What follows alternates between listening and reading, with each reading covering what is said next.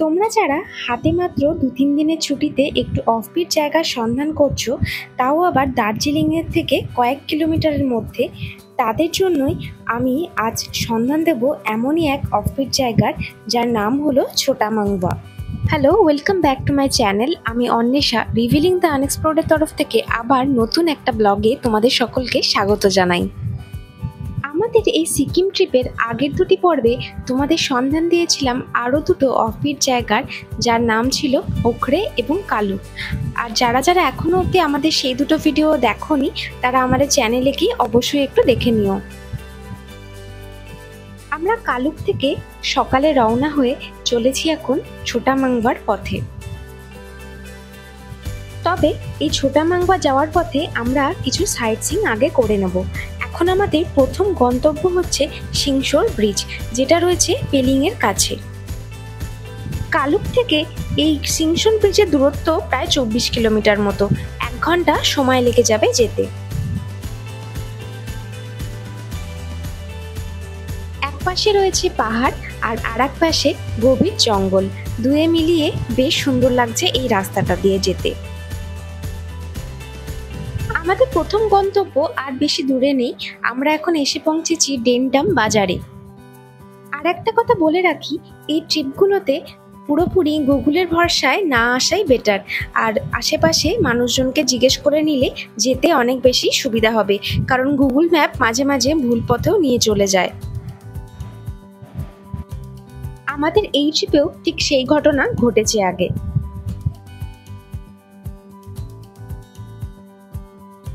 আমরা এখন একদম এসে পৌঁছে গেছি সিংশোর ব্রিজের সামনে।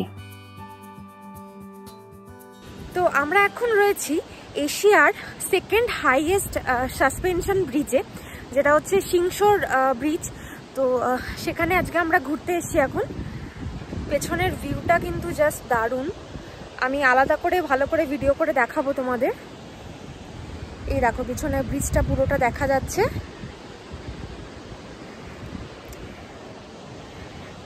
এই ব্রিজটা বেসিক্যালি পেলিং যাওয়ার পথে পড়ে। পেলিং এখান থেকে মোটামুটি আর ২৫ কিলোমিটার মতো দূরে। তো আমরা জাস্ট আজকে এই ব্রিজটাই দেখতে এসেছি। আমরা এখান থেকে আবার ব্যাক করব, আমরা ছোটা মাংবা যাব। আর পেলিং আজকে যাচ্ছি না, তো জাস্ট এই ব্রিজটা ঘুরে আমরা কিন্তু আবার ওদিকে ব্যাক করব। আর এখানে কিন্তু বেশ ঠান্ডা, প্রচুর হাওয়া দিচ্ছে, বেশ ঠান্ডা রয়েছে, কিন্তু রীতিমতো কাঁপছি। এই ব্রিজটি হলো সিকিমের উচ্চতম ব্রিজ, যার দৈর্ঘ্য রয়েছে ৭৮৭ ফিট এবং উচ্চতা ৩২৮ ফিট। এই ব্রিজে কিন্তু কোনো ভারী যানবাহন চলাচল করে না, এবং এই ব্রিজটি ডেনটাম এবং উত্তরে এই দুটি গ্রামের মধ্যে সংযোগ স্থাপন করেছে।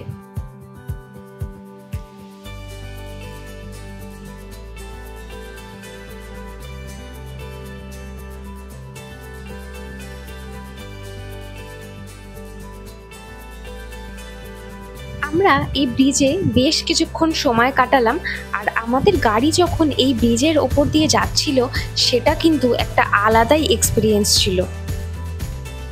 আমাদের গাড়ি যখন এই ব্রিজটা ক্রস করছিল, সেই সময় ব্রিজের ওপর দাঁড়িয়ে যে কম্পন অনুভব করেছি, তাতে বলতে ক্ষতি নেই যে বেশ ভয় লাগছিল আমার। ব্রিজে দাঁড়িয়ে বেশ কিছুক্ষণ আশেপাশের প্রাকৃতিক সৌন্দর্য উপভোগ করে এবার আমরা চললাম আমাদের পরবর্তী গন্তব্যের দিকে। এখন আমাদের গন্তব্য তেনজিং হিলারি মেমোরিয়াল পার্ক,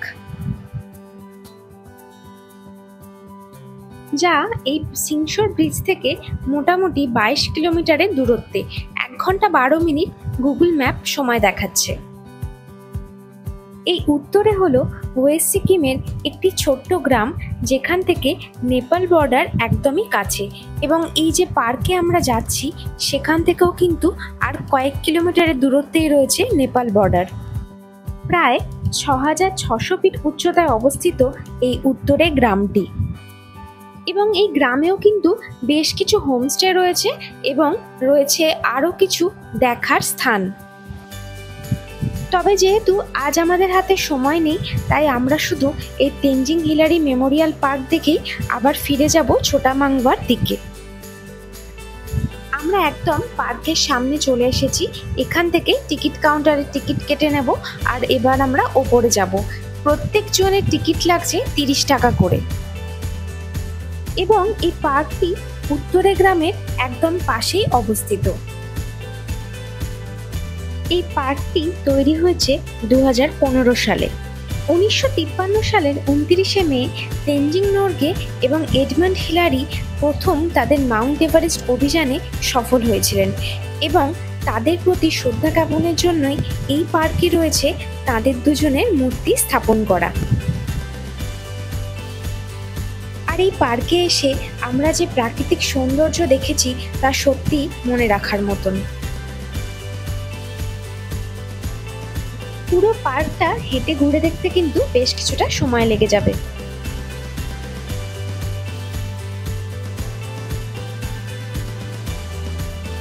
আকাশ পরিষ্কার থাকলে এখান থেকে কাঞ্চনজঙ্ঘাও দেখতে পাওয়া যায়। আমরা এতক্ষণ রয়েছি 4777 ফিট উচ্চতায়, অনেকটাই উঁচুতে এই ভিউ পয়েন্টটা। আর পুরো একটা দারুণ ভ্যালির পুরো দেখা যাচ্ছে এখান থেকে। দারুণ লাগবে কিন্তু জায়গাটা। অবশ্যই যখন তোমরা আসবে এই সাইডে, অবশ্যই এই দিকটা একবার আসবে।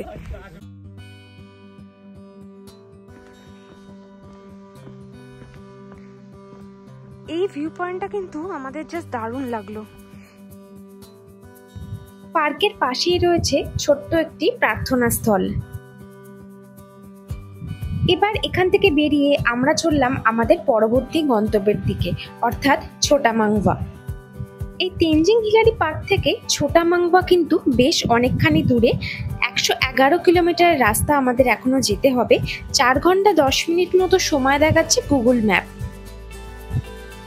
এখনো অবধি আমরা যে পথ দিয়ে যাচ্ছি এখানকার রাস্তার কন্ডিশন কিন্তু বেশ ভালোই রয়েছে।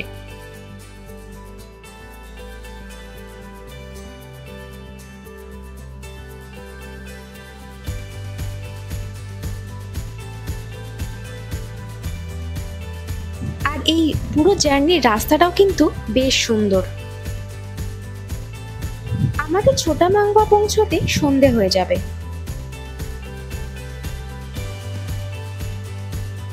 তবে আমাদের আগে থেকে হোমস্টে বুক করা আছে, তাই কোনো অসুবিধা নেই।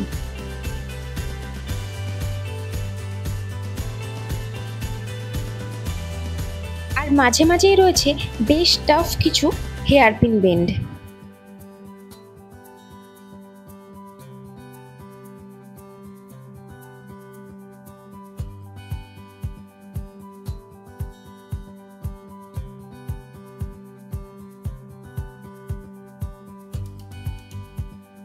তবে রাস্তা বেশ সরু, তাই সামনে থেকে কোনো গাড়ি এসে গেলে পাশ দিতে একটু অসুবিধা হচ্ছে।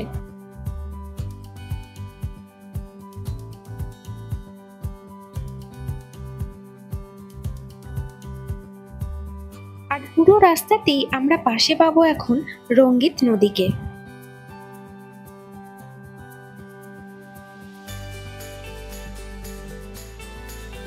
আমরা জোরথাং ক্রস করে গেলাম।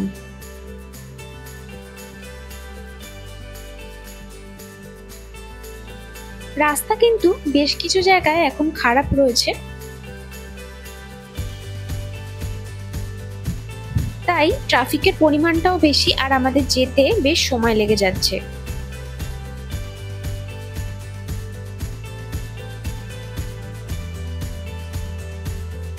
এই ব্রিজটা পেরিয়েই আমরা সিকিম থেকে ওয়েস্ট বেঙ্গলে প্রবেশ করে গেলাম।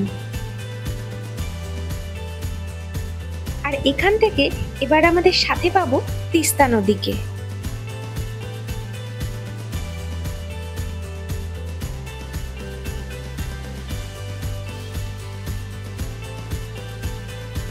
যত ছোটামাংবার দিকে এগোচ্ছি আশেপাশে কিন্তু সারি সারি চা বাগান দেখা যাচ্ছে।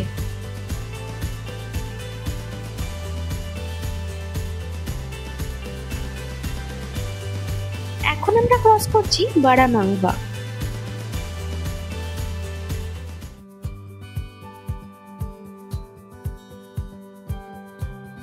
আমাদের সমস্ত ট্রিপের লাইভ আপডেট পেতে আমাদের ফেসবুক পেজ ও ইনস্টাগ্রামে আমাদের ফলো করতে পারো। তার লিংক আমি ডেসক্রিপশন বক্সে দিয়ে দেবো, আর তোমরা স্ক্রিনেও এখন দেখতে পেয়ে যাবে। আর যেতে যেতে আমরা খুব সুন্দর একটা সূর্যাস্তও দেখে নিলাম। শেষের কয়েক কিলোমিটার রাস্তা প্রাকৃতিক সৌন্দর্যের দিক থেকে আমাদের মুগ্ধ করলেও এই রাস্তায় ড্রাইভিং করা কিন্তু বেশ কষ্টকর, কারণ রাস্তা যেমন সংকীর্ণ তেমনই চড়াই, এক একটি বাঁকে অনেকখানি করে উচ্চতা বেড়ে যাচ্ছে।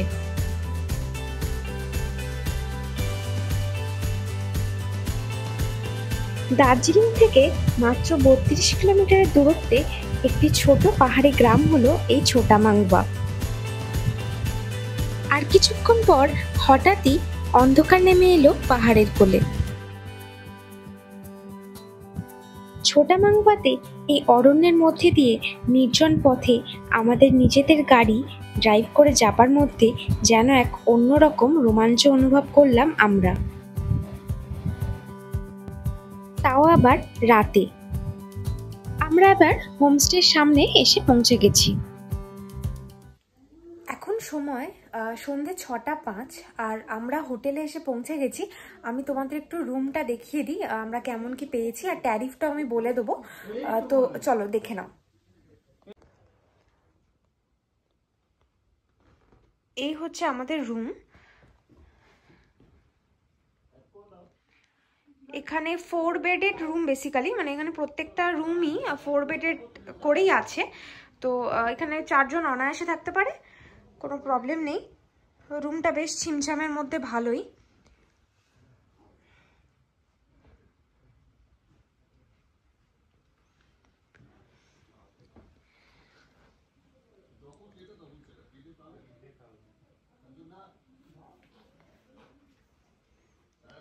এখানে কিন্তু বেশ ঠান্ডা রয়েছে এখন। এখানে একটা টেবিল দেওয়া রয়েছে, এই সাইডেও আর একটা টেবিল, বেশ সাজানো গোছানো। আর তোমাদের একটু ওয়াশরুমটাও দেখিয়ে দিই। ওয়াশরুমটাও কিন্তু বেশ ভালো, অনেকটাই বড় রয়েছে। এখানে গিজারও রয়েছে অ্যাভেলেবেল, সব কিছুই আছে। এখানে একটা পাশে বেসিন রয়েছে, সবই রয়েছে। বেশ বড় ওয়াশরুমটা। রুমটা কিন্তু আমরা বেশ ভালোই পেয়েছি।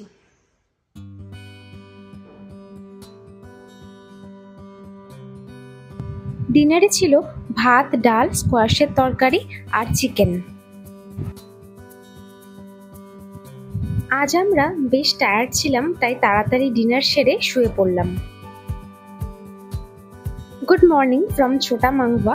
আর সকালে ঘুম থেকে উঠেই প্রথম যে জিনিসটা চোখে পড়লো সেটা হলো ওই যে দূরে দেখা যাচ্ছে কাঞ্চনজঙ্ঘা।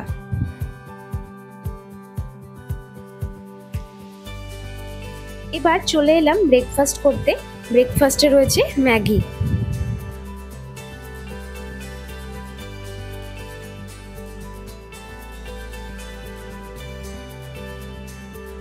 ব্রেকফাস্ট সেরে বেরোলাম, আর চারপাশে যেদিকেই তাকাচ্ছি শুধু কমলা লেবুই চোখে পড়ছে।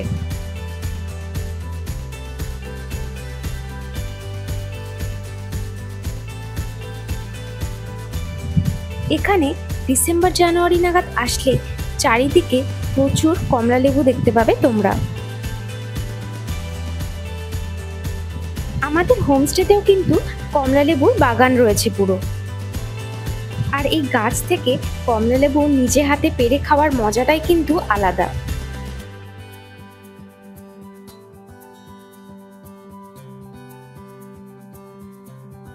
এই হলো আমাদের হোমস্টে।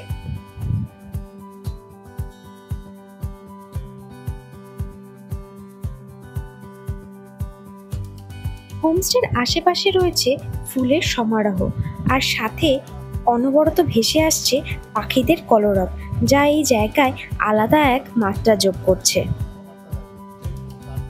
এবার আমরা কিছু কথা জেনে নিলাম হোমস্টের ওনারের থেকে। আমরা যদি এনজিপি থেকে আসি এনজিপি টু তোমার এখানে পৌঁছাতে আমাদের এনজিপি টু আমার এখানে পৌঁছানোটা খুব একটা টাফ নয়, কিন্তু সমস্যাটা হচ্ছে যেহেতু পাহাড়ি এলাকা, এখানে একটা পারফেক্ট টাইম আছে শেয়ার গাড়ি। যদি কেউ সিঙ্গেল আসতে চায় বা সেরকম, তার জন্য ওই শেয়ার গাড়িটা অ্যাটেন্ড করতে হবে, এলস গাড়ি রিজার্ভ করে আসতে হবে। শেয়ার গাড়িটা শিলিগুড়ির পানি ট্যাঙ্কির মোড় থেকে ছাড়ে, আমার একদম হোমস্টের সামনে অব্দি আসে, পার হেড ওই 250-300 টাকা করে নেয়। আর যদি আমরা রিজার্ভ গাড়ি করি, ছোট গাড়ি আলাদা, বড় গাড়ি আলাদা, মোটামুটি ওই 3000 টাকা, 2800-3000, সিজনে একটু এদিক ওদিক, মানে এটা হতে থাকে বেসিক্যালি।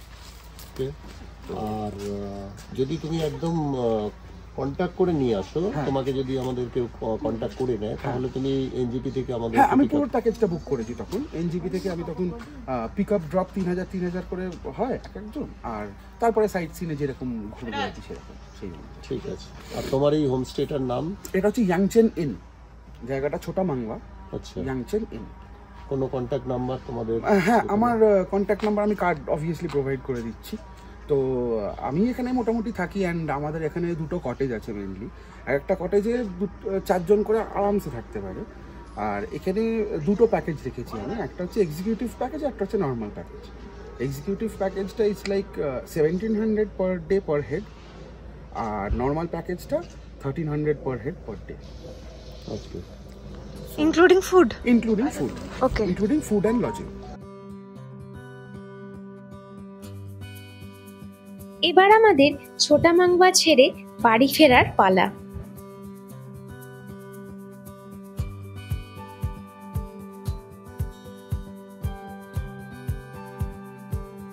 বেরিয়ে রাস্তায় যেতে যেতেও কিন্তু এক ঝলক কাঞ্চনজঙ্ঘার ভিউ আমরা দেখতে পাচ্ছি। এবার আমরা বাড়ি ফেরার পথ ধরলেও কোথাও যেন একটা আক্ষেপ থেকে যাচ্ছিল। আক্ষেপটা হলো দার্জিলিং এর এত কাছে আসবো আর কোনো চা বাগান দেখবো না আমরা, আর সেই আক্ষেপটা দূর করার জন্যই আমরা চলে গেলাম রংলোর টি গার্ডেনে, যেটা ছোটা মাংবা থেকে 15 কিলোমিটারের দূরত্বে অবস্থিত। এই বিস্তৃত চা বাগানটি একদম রাস্তার পাশেই রয়েছে, তাই খুব সহজেই আমরা এর মধ্যে নেমে গেলাম।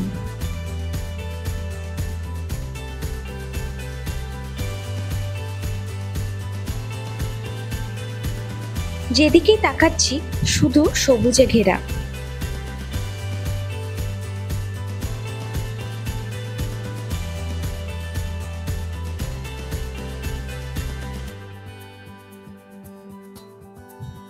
এই সবুজ চা বাগানের সাথে পাহাড়ের যে প্রাকৃতিক সৌন্দর্য আমরা নিজের চোখে দেখছি, তা সত্যি ভাষায় বলে প্রকাশ করা যাবে না।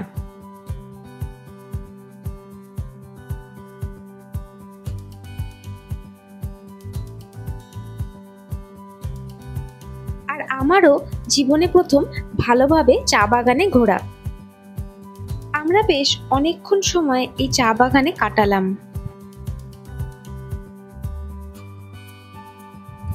এখানে বেশ কিছুক্ষণ সময় কাটিয়ে কিছু ফটোশুট করে এবার আমরা বেরিয়ে পড়লাম আমাদের বাড়ির পথে। এখন যত এগোচ্ছি মনে হচ্ছে এগোচ্ছি ঠিকই, কিন্তু আমার মন যেন এখনো এই পাহাড় অরণ্যে আর প্রকৃতির মধ্যেই রয়ে গেছে। বুঝলাম এই ঘোর কাটিয়ে উঠতে বেশ সময় লেগে যাবে আমার। আর সবশেষে একটাই কথা বলবো, আমাদের জীবনের এই সীমিত সময়ের মধ্যে আমরা অনেকখানি সময় কাটিয়ে ফেলি নিজেদের অনেক ইচ্ছেকে দমন করে যান্ত্রিকভাবে বেঁচে থাকার মধ্যে। তাই বলবো, ভবিষ্যতের জন্য কোনো কিছু ফেলে না রেখে এখনই বেরিয়ে পড়ো তোমাদের মন যেটা করতে চাইছে সেটা করতে। নিজেরা ভালো থাকো আর তোমার আশেপাশের মানুষকেও খুব ভালো রাখো। আমাদের ভিডিওগুলো ভালো লাগলে অবশ্যই একটা লাইক, কমেন্ট আর শেয়ার করে দিও নিজেদের প্রিয়জনদের সাথে। আর সাবস্ক্রাইব কিন্তু অবশ্যই করো, আর পাশের বেল আইকনটাও ক্লিক করে দিও যাতে তোমরা সমস্ত আপডেট আগে পেয়ে যাও। প্রায় একটানা 17 ঘন্টা জার্নি করে আমরা আমাদের বাড়ি ফিরলাম। আবার খুব তাড়াতাড়ি হাজির হব নতুন কোনো এক জায়গার সন্ধান নিয়ে। ততক্ষণের জন্য টাটা, সবাই ভালো থেকো আর আমাদের চ্যানেলের সাথে যুক্ত থেকো। Thanks for watching.